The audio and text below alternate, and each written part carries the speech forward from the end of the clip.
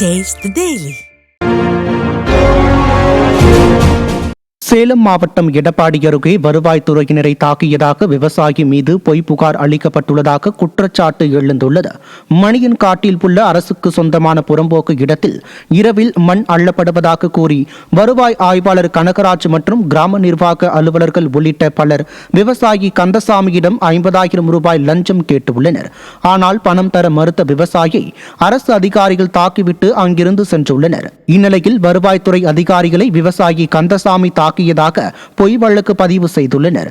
திறனற்ற திமுக ஆட்சியில் அரசு அதிகாரிகள் கலெக்ஷன், கமிஷன், கரப்ஷன் என செயல்படுவதாக மக்கள் குற்றம் சாட்டியுள்ளனர். தேர்தல் வாக்குறுதிகளை நிறைவேற்றாத திறனற்ற திமுக அரசை கண்டித்து தமிழகம் முழுவதும் ஜாக்டோ ஜியோ சார்பில் ஆர்ப்பாட்டம் நடைபெற்றது. திருவள்ளூரில் பழைய ஓய்வூதிய திட்டத்தை மீண்டும் அமல்படுத்த வேண்டும், புதிய கல்விக் கொள்கையை ரத்து செய்ய வேண்டும் என்பன உள்ளிட்ட பல்வேறு கோரிக்கைகளை வலியுறுத்தி ஜாக்டோ ஜியோ சார்பில் ஆர்ப்பாட்டம் நடைபெற்றது.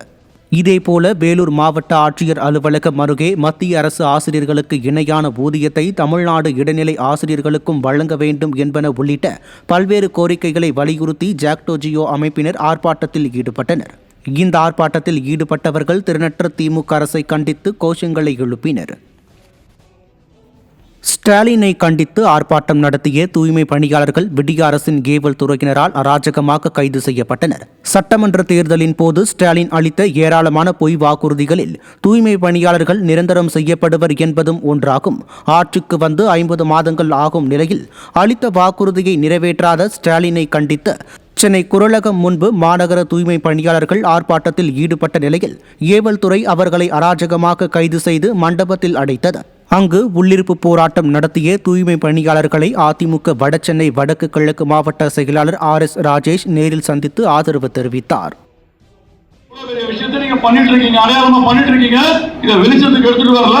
கண்டிப்பாக இன்றிலிருந்து முடியாதவங்களால யாருமா சுத்தம் பண்ணுவா? ஸ்டாலின் பண்ணுவாரா? சகோதரர் கேட்டாங்க. இல்ல உதயநிதி ஸ்டாலின் பண்ணுவாரா? இல்ல எங்க அடுத்தவங்க பையன் என்ன சொன்னீங்க? இன்பநிதி வந்து பண்ணுவாரா? இந்த மாதிரி கேட்டாங்க. நாக்க பிடிக்கிற மாதிரி செருப்பு அடிக்கிற மாதிரி கேட்டாங்க. ஒருகிறவங்க